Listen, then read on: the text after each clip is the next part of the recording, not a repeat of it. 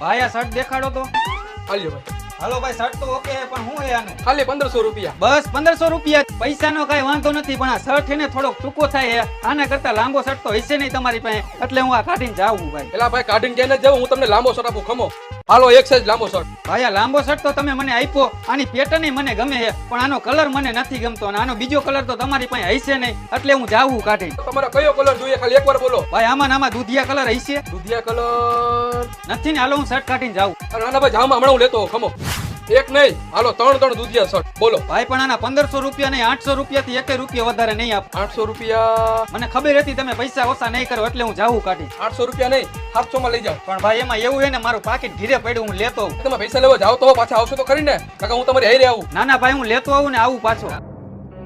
કેવો આ દુકાન વાળો હતો, કોઈ વાતે જવા જ નતો દેતો. માન બાનું કાઢી નીકળો. હવે કોઈ દી આ દુકાનમાં પગ નો મેકવું.